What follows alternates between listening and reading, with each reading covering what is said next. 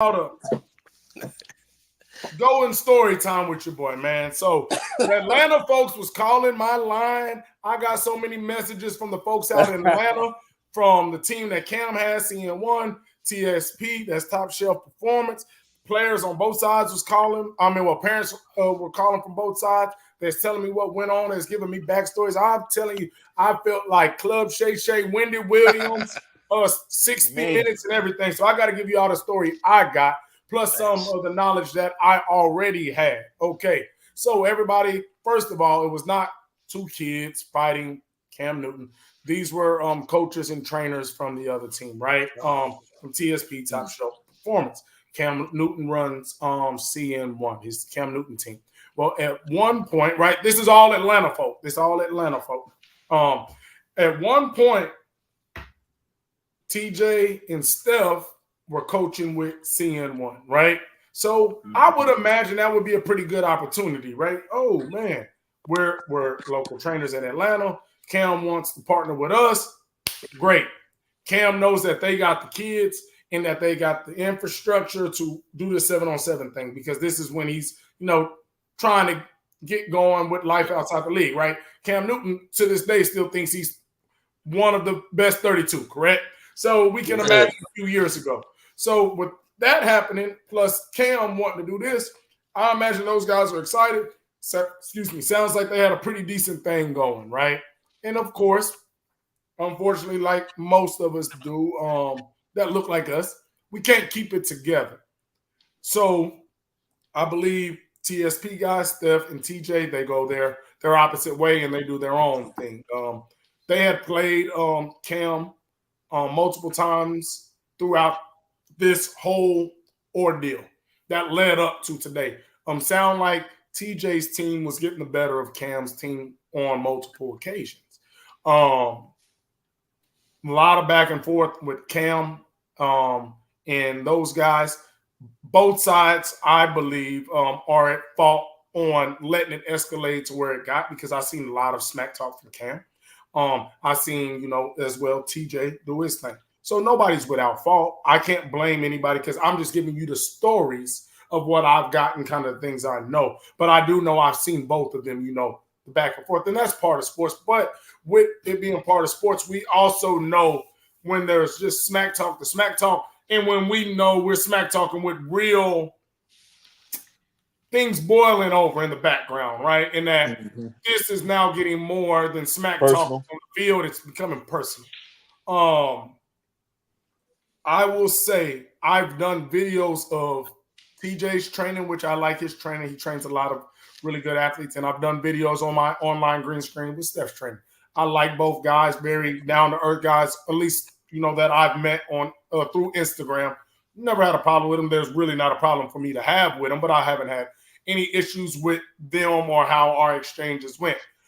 Cam's commented on some of my stuff, but I never really had a conversation with him. From what I heard from parents and also the TSP guys, they did an interview on the radio, I believe, out in Atlanta. It was Cam was chirping, before a game on Saturday, and I think it then became Sunday. He's up top. Hey, I know that play. Oh, y'all learned that from me. This, that, and other, right? Trying to get under those guys' skin. And then what Cam Newton video is where you see Cam and one of the guys, kind of holding each other. The other trainer, then that's where you see the punch come in. He sees this guy on the steps. Cam trying to yoke him up. It gets to that point, and then we see the whole fight. Cam throwing everybody off swing. Like, Cam he a monster, bro, right? Cam can play DN. Like, Cam don't need to go play quarterback again. Go just play DN, and you can play probably another 5 years in the league. Man. So, of course, we see that. I think that this has just been something, and from what I've heard, just boiling and boiling and boiling. Both sides have the responsibility of knowing that it was getting there. And it wasn't resolved. It was not, and that's a thing that we have in our community, right? Problem with conflict solution. Yes, sir. I'm gonna let it get all the way there, and then it's gonna get there, and then we're gonna be like, dang, we done messed up and lost our spot and let it explode. I taught for 5 years. I played ball. I'm a black man, so I know how our community works. That's men, women, kids alike. That's why we see a lot of our kids get in trouble because they know no conflict resolution. You don't like me, I don't like you. You looked at me wrong. Boom, I'm gonna do something, and now I'm sitting in jail for the next 5 to 10 years. And unfortunately, we had leaders of the 7-on-7 culture, guys that a lot of kids look up to, have that happen in front of them. So you see Cam trying to push positivity. Steph, TJ pushing positivity. But when it came to the biggest time to show it, we resorted back, right? And I'm not saying when a man grabs you, you can't defend yourself, because once it gets to that point, it's to that point. Facts. But both parties knew it was getting to that point, because you don't pull up to a 7-on-7 event and all of a sudden a fight happens and nobody knew there was tension there, right? In front of all these people at an event like that, amongst guys from your own space and surroundings in the city. I think that Cam is a very, very, very prideful guy, right? And if somebody wants to leave his organization, that's not going to sit well with Cam. I'm the end-all, be-all. I think Steph and TJ know they're good at what they do, and that's why they left the organization. Wanted to do their thing. I believe on Cam's side, and this is for me knowing when you have an NFL guy or a celebrity, how y'all going to leave me? That's fine. I'm going to show y'all that y'all can't do y'all without me. Facts. And on their side, they're more of, we going to show you we can do us even to a higher level when we didn't need you. Appreciate you for the help, but deuces. And then obviously both sides trying to compete to prove who's right and who's worth more in that arena, right? We know what Cam did on the football field himself. But now we're all on that same playing field where we're coaches and mentors. I think that's where it gets to, and it stops becoming about the kids at some point, and it becomes Cam versus TSP, TSP versus Cam. And the kids are secondary, right? There's a lot of, y'all can't beat me. There's a lot of, your quarterback isn't good enough to beat me. It's not CN1 ain't good enough to beat TSP. TSP ain't good enough to beat CN1. It's me, right? You're a youth coach, Deuce. Will you know how it gets? These coaches, we get wild out there. The kids are actually on the field at some point, get right? wild out there. And it becomes coach versus coach to say, I'm the better coach, I'm the better guy, I have the better organization. That's why we seen a man fatally shot on a football field in a Pee-wee or game.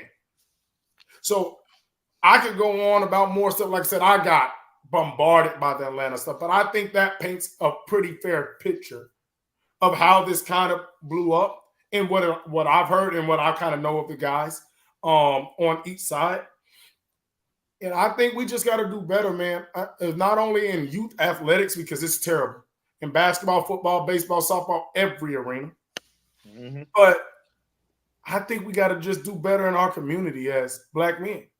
You can't tell these kids what to do. Because mind you, Cam's in their 30s. I believe TJ's probably in his 30s. Steph is maybe upper 20s, maybe low 30s. You ain't going to have a lot of opportunity just to fight nowadays in your 30s, right? Yeah. So therefore, this was the opportunity to show, hey, we're going to figure this out and we're going to keep pushing past it. And I think both sides fell miserably. And that's just me being objective. I'm not putting this on one side or the other because I'm getting stories from the outside and what I perceive to be happening. But I think it's pretty straight on. It might be a little here or there, but it's pretty much straight on. We were together. We split apart. Bad blood went from there. Nobody was man enough to say, you know what? I'm going to take that high road. Cam, you got it. Whatever you say, we don't want no problems with you. You stay over there, we stay over there. You know what, TSP? You got it. I'm Cam Newton. I got my thing. I can go find some more guys. And we're going to keep pushing, and we just going to ball. We ball. And we know that if we get there, it's up. So we ain't even going to get there. 18. Yeah. We ain't talking smack when we play CN1 because y'all know what it is if it happens.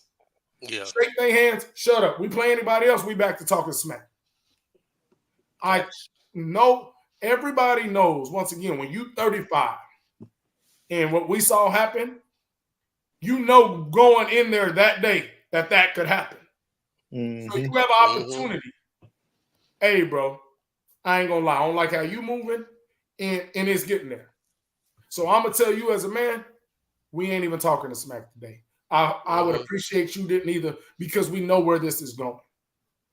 And until we can do that as not only coaches, but just in our community as a whole, we're going to continue to see this stuff happen. And it gets worse and worse. The one kid at the 7-on-7, right, scores, does the celebration last year, gets punched, knocked out on the field. I could go on and on and on about things that happen with guys that look like us. And I keep it real. I don't see too many other folks acting like that. I'm talking about in the sports ring. Of course, the world is the world, but we're talking about football right now. Usually when the brawls happen, it's us.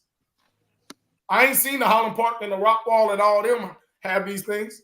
I'm not saying it doesn't happen, but we can't use their one to R50.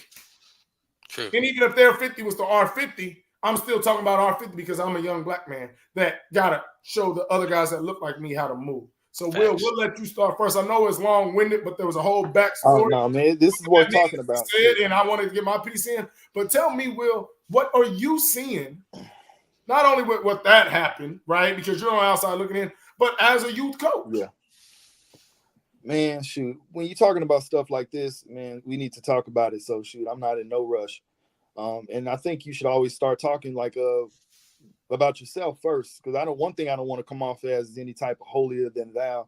Facts. That was a big part. What you're talking about was a big part of my development, because despite being 31, soon to be 32 in a couple of months, when I first started, shoot, I've been thrown out of games. Yeah, I've been teed up. I've made a hollow threat at the ref, like, you know what I'm saying? That wasn't a foul, you know what I'm saying? All this, and it go to a whole other place, you know what I mean? And people be ready to box, you know, and it's happened, and, you know. So that I just start by saying that I'm not in a position where I'm about to talk like, you know, I would never. You know, no, I 100% agree with that. I'm glad you prefaced it that way. And like I said, I'm only here to talk the real. Like, and that's what we're here to do. We're not saying we never messed up, but when you messed up or he messed up, that's what we're talking about. We're not talking about us right now. Yep. We might give some of our experiences, but we only can talk about what just happened, and that's what we're here to do. Yeah, so that just sets the stage, because that last part you talked about that's kind of the point of it all. Because I get, and you know, I'm the first to tell you, it happens other places, but I'm about improving our community. So we're gonna talk about that, right? Facts. You know, so even if they were still doing it, I would let's not be like them then. How about that? Facts. You know, because in these situations, I think the best way I found to remedy it is it's gonna get exciting. That's the thing about football, basketball, no matter what the sports is, and youth sports. Between the parents, the coaches, all the work that goes in, Texas is the mecca of so much. It was just football. Basketball is there too. We're competitive at baseball. We're competitive at every sport practically. So there's a certain level of emotional involvedness that we all have, because we put so much work in. The parents put so much time and commitment into their children. The children put in a lot. It means a lot to them. It's tied to their future for a lot of them. The coaches are not regular. You know, we just show up, coach, and go home and don't think about it no more. Who cares what the score is? That's not the culture here. True. So when you take that into account, it's almost impossible not to say anything. But you can change what you're talking about. Like instead of talking about, like you said, from a perspective of it's me versus them, keep it about the kids, and be using your mouth, talking to your kids about what they need to do, about what they need to improve. Like if one of your kids get mossed, use that energy to get on him about what he needs to do and why it happened, so we can see you actually coaching, because that's what coaching is. You know what I'm saying? And if you score, like you said, if you know this is one of them opponents, you can celebrate without it. Don't try to do the TO. Don't run to the star. This ain't the game for that. You know what I'm saying? And the problem with the celebrations now, coaches are encouraging these celebrations that are only celebrating to embarrass another kid. Hands on them, throwing the ball, and like a lot of this stuff is being encouraged by the coaches. Childish. By his face and doing the. Yep. Exactly. Yeah. And don't get me wrong, celebrating is fun. It's part of the game, and you know, it's especially with men, is you know, you got to stun on them in some ways. But like you said, if there's already a tension that you know either already has, because now it already has, so there's no excuse from this point, or you think it could resort in violence. If that's kind of a rivalry, hey, we get hyped, we talk our trash. A lot of it be online, by the way, these days. But once we get in the game, the head coach especially, or whoever's in charge, because that's where it's going to land anyway, Facts. has to really manage himself and his own assistants and really pay attention to when it's starting to be taken away from the kids or when something's going to break out that shouldn't, and reel everybody in. That's why we have a structure. Facts. You know what I mean? That's why we have a structure. If a private is getting in trouble or doing something he shouldn't, he gonna get reprimanded. But where's the captain? Where's the sergeant? Who's in charge of this dude doing this stupid shit?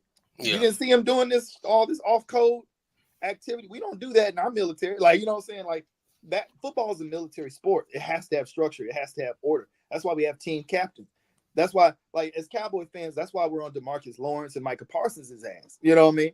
So you have to look at your head coaches, your leadership, and ask them to do better first, and then it'll trickle down from there. That's how you change culture. That's how you change the standard.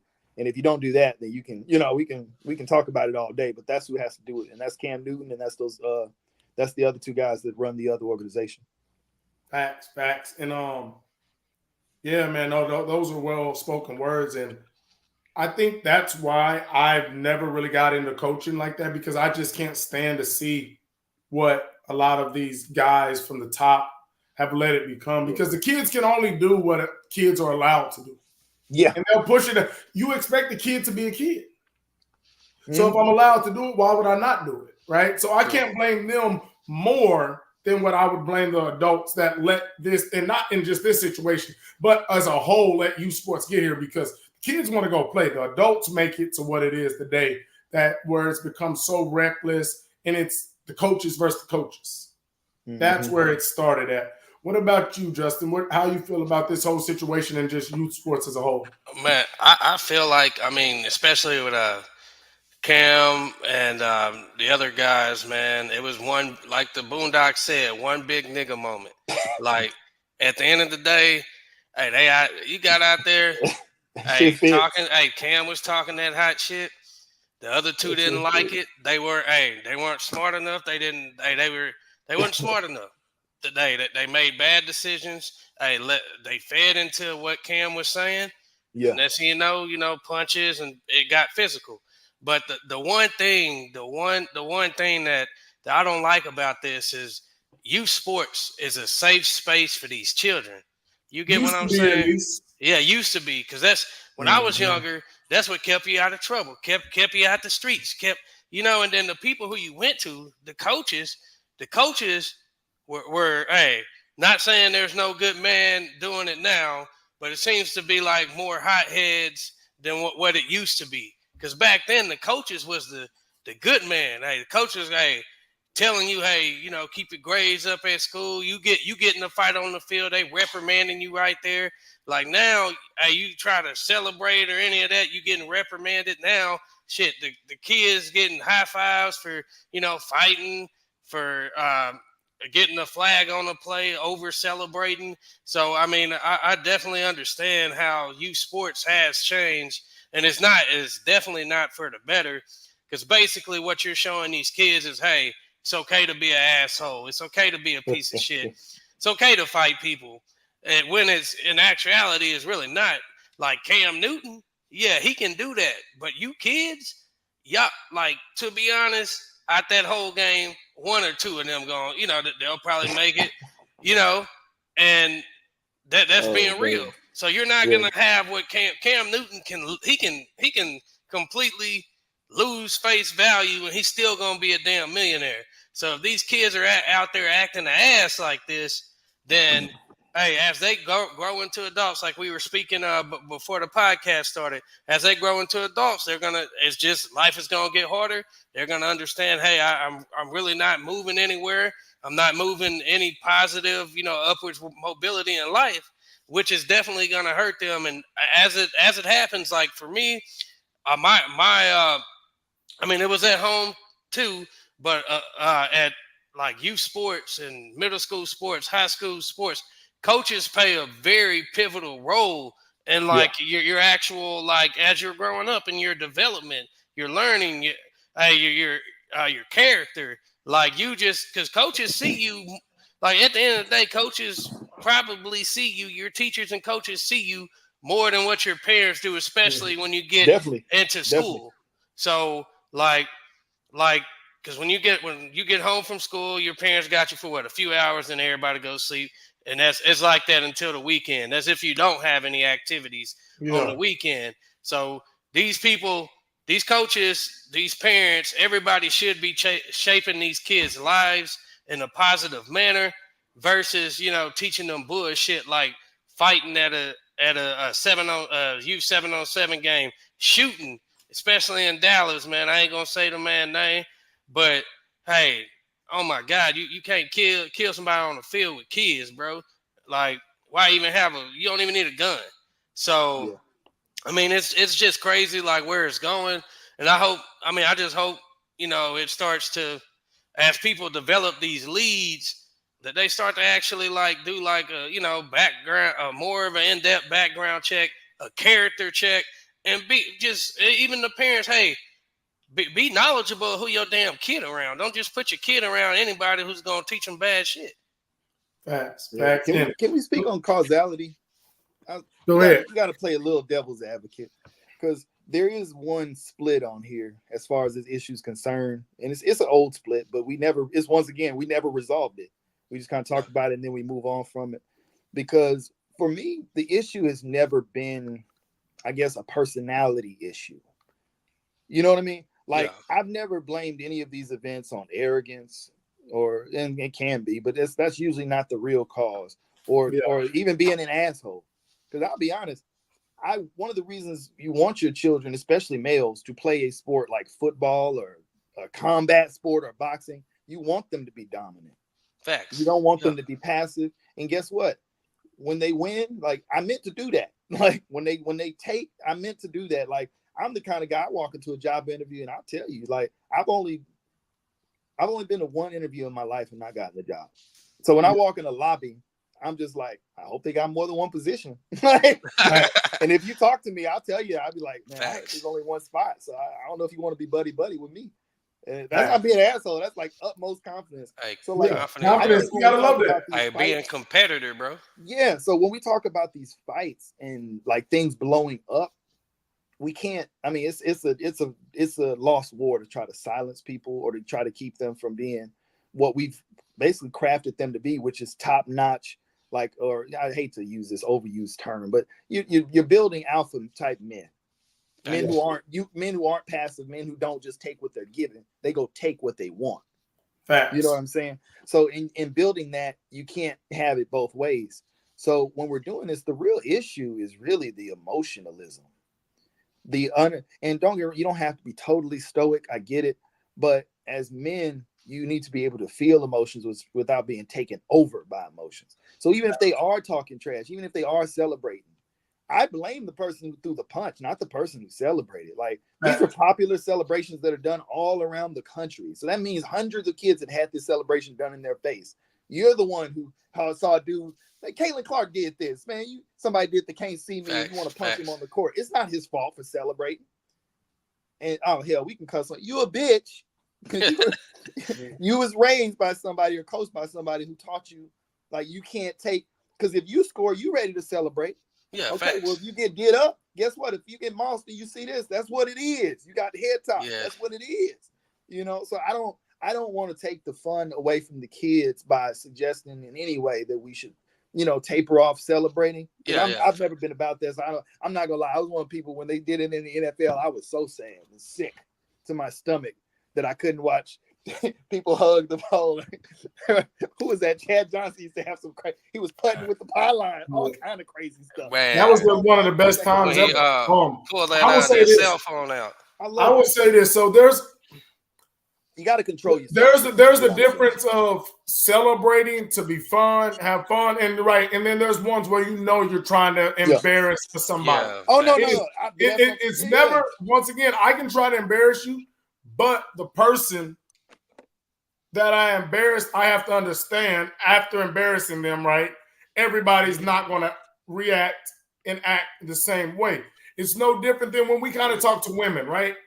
Don't put your hands on men because you're lucky I was the one, DP. I'm not going to touch your back. But I can't say the other guy is not going to do the same, right? Yeah. So it goes hand in hand. So I'm a guy that I want to celebrate, but I try to tell people, right? There's cause and effects. And I'm not saying because you embarrass him, he has the right to put his hands on you. But just know if I go down that road, there's a possibility. So as a coach, hey guys, y'all go do all your flips. You can pull out the cell phone. But when we celebrate, we're not doing anything aimed at that kid over there.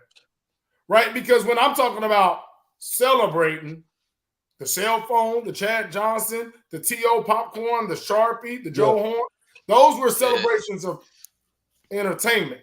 You go to YouTube, you don't got to go far to go see guys throwing footballs off of somebody else's head. And most of the times, the guys don't even react with the punch. But we got to know. See, now that's contact. That's where you draw the line, though. You have to draw a line. Right. When you talk about everybody's the right to defend themselves. Don't put your hands on another person. But see, that's the thing, though. The contact only got there, I believe, because of the space barrier had been broken so many more times, right? Because think about it. It goes from Barry Sanders handing the ball back to the Icky shuffle and, well, with Icky's before, but all that stuff, right? To now, hold on. Let me get a little closer and do the, oh, he didn't do that. Now let me do the shoulder, right? Because it's a buildup. The first celebration isn't just throwing the ball off somebody's head, right? Just like the first time you go do something wrong, it's usually the candy bar. It ain't knocking over the liquor store or the bank.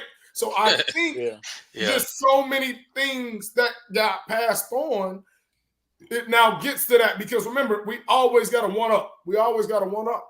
I remember when I scored a touchdown, I made ESPN top plays, right? Made about 8 people miss. I posted it, several times on my thing. Did the flip into the end zone. Mind you, a lot of people don't realize I was not trying to flip in the end zone. I literally made those guys miss, and when I was running, I got tripped. And all I know is I made about 8 guys miss. And as I'm running, I'm getting tripped. I have no idea to look. I can't look back at this point because I'm so close and I don't want to get caught, do all that and get caught on the 5 or the 3. So I'm diving, and as you see, if I'm trying to flip, you know what Reggie Bush's flip looked like. He's going up. Yeah. I went straight. So obviously if I dive straight, I can't just land on my chest. So obviously the next thing to do, we do those mat drills. I get up. Penalty. I had no idea I'm getting a penalty. I kid you not. We upset Georgia Tech. They were a top 15 school. They had won the ACC the year before. The week before, we just lost to North Dakota State after they came off the 2-10 season. Yeah. This isn't the 5 championships in a row. This was a bad North Dakota State. So we do that. The crowd rushes the field. They chanting DP, my name and all that. Field clears. I go over to my pops. First thing he do is say, boy, you get another penalty like that and cost your team, we got a problem. There's standards.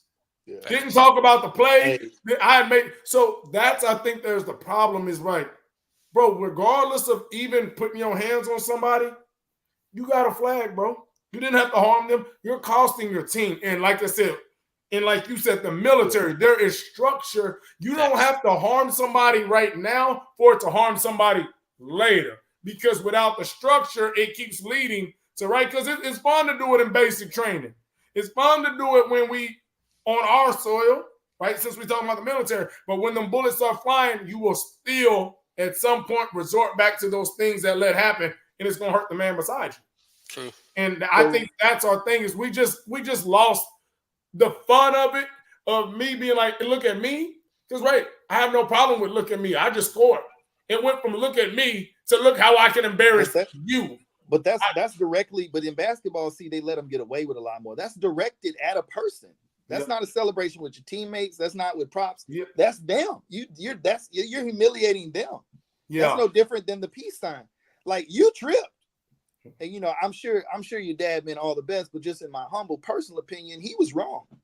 That's like my humble personal opinion, because clearly you didn't mean to do it. I don't know if you told me that or not. And my point, like I said, I can understand what you're saying because I know that, right? Yeah, from his side, all he know is we in a 1-possession game. Now we kicking off. Yeah, and that's what I'm saying. Just because you cost the team doesn't mean you did anything wrong. That's not how wrong works. A lot of people not going to see the trip. So if I did nothing wrong, but somehow it cost the team, it's like if you're on a play and you didn't rough the punter, you got blasted into the punter, and they just threw the flag.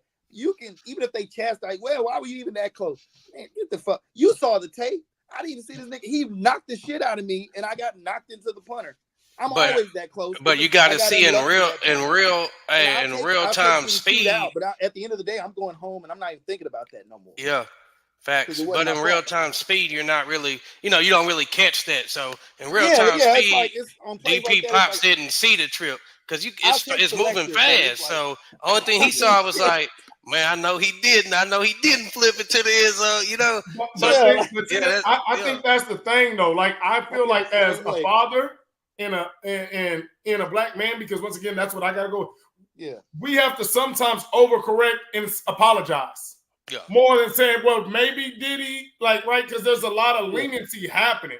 I'd rather be right. If I have a kid, I'd rather be a little too strong and be grown enough to say, my bad. And then I didn't see apologize that. later. Like, oh, okay.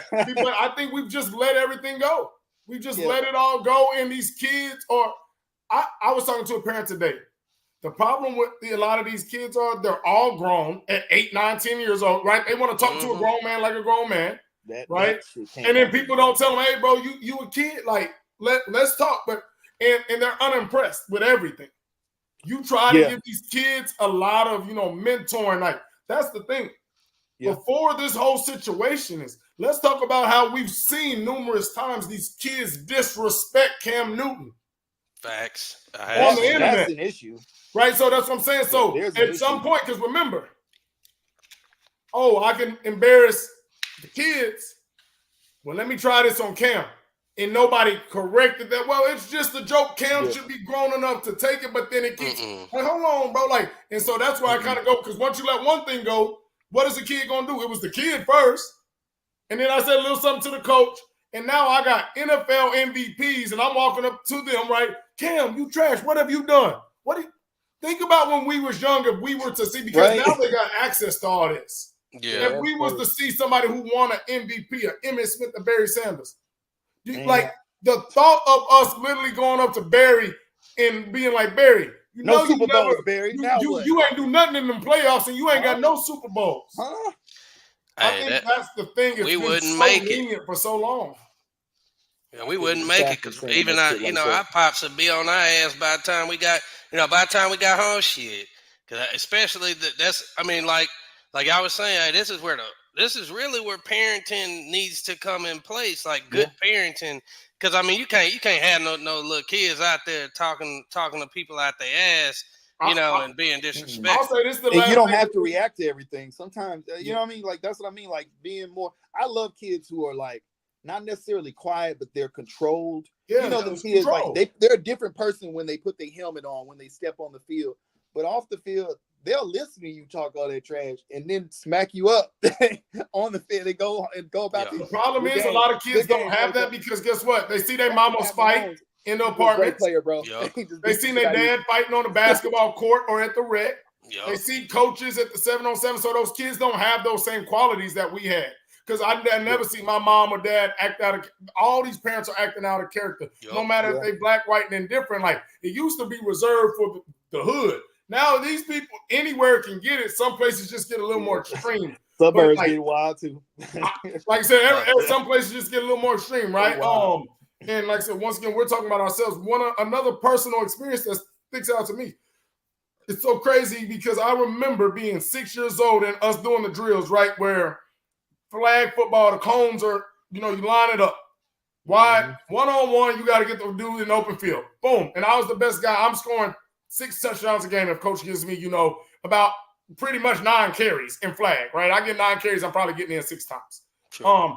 We're doing it one-on-one. Boom. So he's like, okay, we at practice. We're going to double every time. So then it's 2, then it's 4. Kids don't understand angles. If we all just run straight, like he only can go here. So if I run here, everybody runs over there. I remember we got to basically, they widened out everybody on the team. And as a 6-year-old, you just know I'm the best guy on this team. I should be able to do anything. I remember there was no way for me. So it's like 30 guys inside a 15-yard radius. I don't score. So one of the coaches comes up to me and is like, hey, man, they got you, messing around, pick up the kid, good job. I'm like, man, leave me alone. Like, hella loud. My pop's like, hold on, bro. Like, you got snatched up. Yeah, so my pop's is like, but this is the thing. My pop said, hold on. So he talks to me in the car. He said, I could have made you apologize to him right there. He said, but see, I got something better for you. You going to write an apology note to him? And guess what? What happens at the end of every youth practice? Not only do the players come up, the parents and the coaches come up. He said, You're going to learn since you want to talk to a grown man.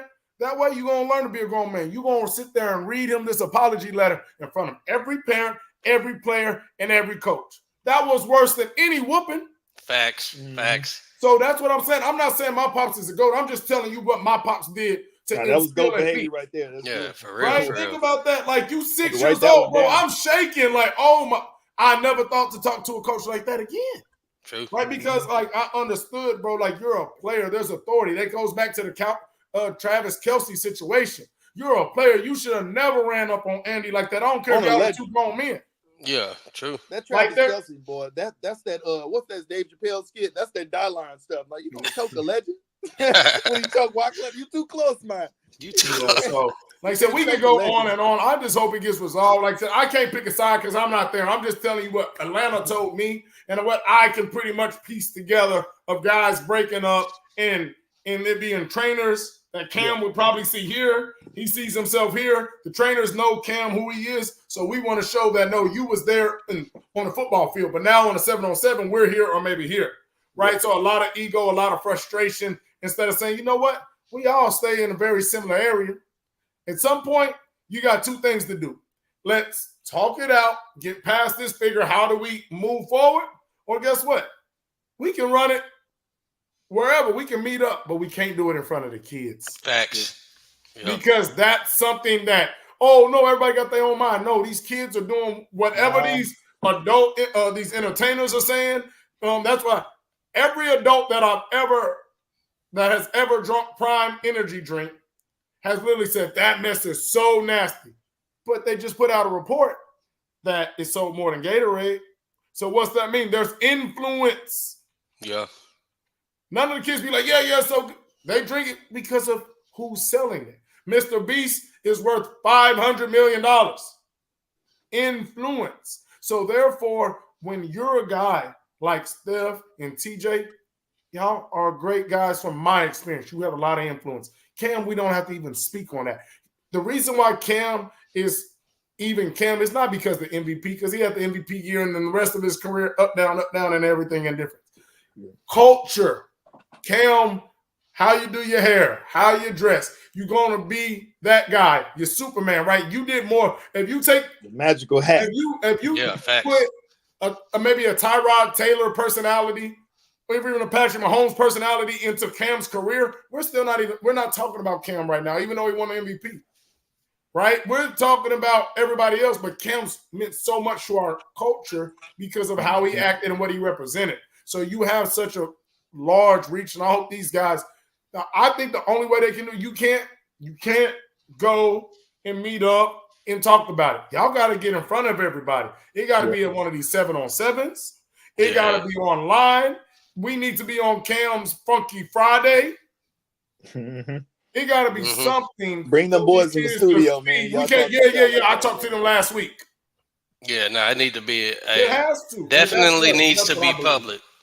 It has to be public. Y'all made this public, and it's across the world. Because Cam Newton was involved, so it went to every outlet. Oh, it has to be public. Oh, yeah. It's Cam Newton, bro. It's on Cat Williams numbers now. It's too late to just be quiet about it. That ain't you got to do it. I'm waiting for him to reply and say his side if he does. He hasn't yet, but I think he should have already had said something. Yeah. All these dudes are so fast. A lot of these dudes are so fast to respond to somebody saying something about their career and they can't throw. But this happens now. It's 4 days later, and we still wondering what you're gonna say. Facts. Yeah, man. Hopefully they organize an organized response or something. Because when you involve the kids, the thing about them being so close, and this is what I tell my players, like when it comes to respect, don't ever forget that while we're at Little League and youth football or whatever now, these are your future high school teammates, whether you like it or not. True. A lot of you guys are going to go to the same school and be in the same programs later. And so you might as well just squash the beef now. And even if you're not, you may be college teammates. Like the game goes on, bro. Like don't bring gang culture to doggone football. Like I said, it ain't that serious. It gets kind of serious in college. I ain't gonna lie. College rivalries are real. But guess what? If an Ohio State player is on the same team as a Michigan player, I bet he does his damn job. Hell yeah. You don't get to the NFL and be like, that's all the NFL is. Rivals playing with each other. Yeah, that's just what it is, man. So just keep it about the game, man. And leave all that personal stuff outside, bro. Facts, man. No, I appreciate y'all for chiming in on this, man. Like I said, this is near and dear to all of us, man. Just wanting to see better for people that look like this. And once again, this goes for every white kid, Mexican kid, Asian kid. We want everybody to do good. All these things, I got to speak to what I know in my community and my people on certain things. And on this instance, it was my people that messed up. Trust me. If I see 5 white coaches out there fighting and jumping, you got to get on that baseball diamond to see that, boy. It gets crazy. Or whatever, I'm going to talk about that. But the last thing I say is, we don't see a lot of white athletes getting disrespected like that by their own people. No. That's true. That's what there ain't none. They ain't gonna do that. And the crazier thing and the sadder thing is, them same black kids that will disrespect Cam Newton wouldn't even talk to a guy that backed up Cam Newton that was a white guy like they did Cam over and over. That's the sucky part. They would talk to Cam because he looks like them and they feel like, oh, you just like me? I ain't nobody, because that's what the world's telling me, so you must not be nobody. You just a nobody with money, because that's the only way you would talk to a man like Cam Newton or some of these other guys like that. Facts. Whitney and Rivers don't have these problems as coaches. I can tell you that. Facts. But yeah, man, I hope y'all subscribe. I hope y'all enjoy that. We just want to keep it real. Like I said, I'm not choosing a side, but we made it broad in general. Like, we got to do better, man. Good conversation. Good conversation. Necessary conversation. 100%, man. Y'all have a good night. Y'all make sure y'all like, subscribe, and show some love. We out.